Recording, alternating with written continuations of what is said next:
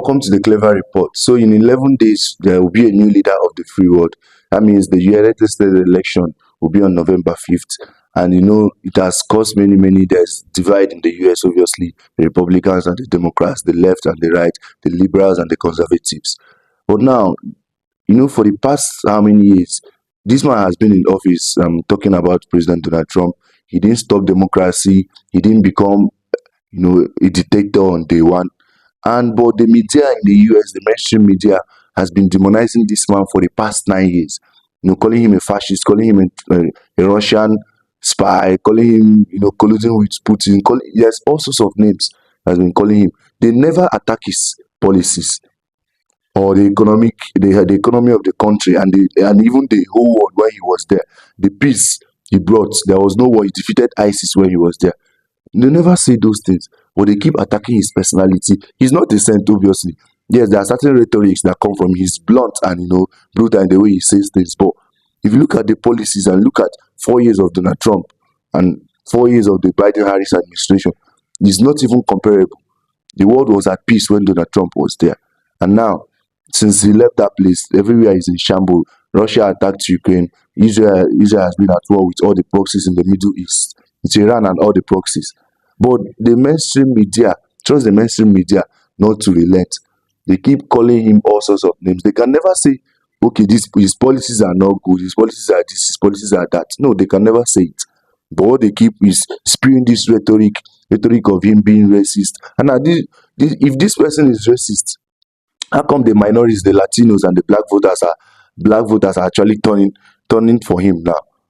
Are you getting me? How come they're not turning for him if he's so bad and racist? So on the case of few days ago, there's been a clip circulating. Kamala actually, I don't know who gave her the idea of doing that press conference and likening Trump to Hitler. I want you to watch the video, watch the clip, and then I'll give you my opinion on that. Anyone who refuses to bend a knee or dares to criticize him would qualify, in his mind, as the enemy within, like judges, like journalists, like nonpartisan election officials. It is deeply troubling and incredibly dangerous that Donald Trump would invoke Adolf Hitler, the man who is responsible for the deaths of 6 million Jews and hundreds of thousands of Americans. All of this is further evidence for the American people of who Donald Trump really is. This is a window into who Donald Trump really is, from the people who know him best, from the people who worked with him side by side in the Oval Office and in the Situation Room. And it is clear from John Kelly's words that Donald Trump is someone who, I quote, certainly falls into the general definition of fascist, who in fact vowed to be a dictator on day one and vowed to use the military as his personal militia to carry out. You see, clips like this make mentally deranged people go and say, okay, let me think, and let me go and kill the next Hitler. Let me go and kill the next Hitler, since this man has been, the mainstream media is telling me that he's Hitler.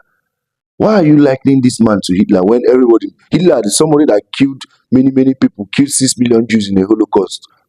How come how is it even comparable that Donald Trump, a 45th president of the United States that has never been convicted of murder, and everybody knows they got 34 felony convictions, is just a sham, is now being compared to Hitler? This is the problem. She never sticks to policies. And Donald Trump has been going everywhere. The mainstream media is backing Kamala Harris. Donald Trump has been going everywhere, doing podcasts, doing non-conventional media. Kamala Harris can't even, have 5 minutes sit with Fox without spewing gibberish and word salad. Brett Baer the other day demolished her on Fox News. Now Trump goes to 2 hours podcast, holds his own, answers hardball questions. But the darling of the mainstream media, Kamala, imagine how can Kamala sit across Putin and Xi Jinping of China and negotiate certain terms? You just imagine it. If she can't even hold her own in a press conference or in an interview with mainstream media that doesn't even give her hard questions, if she can't even hold her own on CNN or MSNBC, how can she be in the same confined space with Putin and Xi Jinping of China to negotiate certain things for the free world. It doesn't make any sense. And it hurts me to see, college students, young women, and the younger demography, young boys, young women, especially in college, when they ask them, in America, when they ask them, what's the biggest issue you're voting on in this election, they say abortion. How come you people that are so privileged in the United States, the best country in the world, and the best GDP in the world, but you want to elect who the leader of the free world that will be, he or his or her policies will affect people like us, that we don't have a say in who becomes the leader of the free world, just because of your ability, based on your ability to kill your own kids. Does it really make any sense? Based on your ability to kill your own, and everybody knows that Trump is not even, is a bit liberal when it comes to reproductive rights and abortion. He has given it to the state, so any conservative state can make their own laws, a liberal state can make their own laws, which is fair. Because I know I'm pro-life, but in an ideal world, I would say abortion should be illegal. But I understand, the situation of the political climate of the United States. But this person is just abortion and vibes, abortion and vibes. It's so funny. So people in the USA, people want to elect the leader of the free world just based on abortion.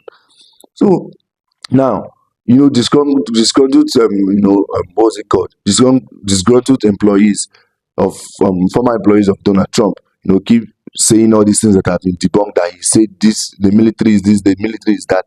But these things has been debunked. But every day, the Democrats keep repeating and spewing this line. And this is why the younger people, the average American, is actually relating with Donald Trump more, and he's demolishing Kamala on the polls. So I know Democrats, you cannot put it past them.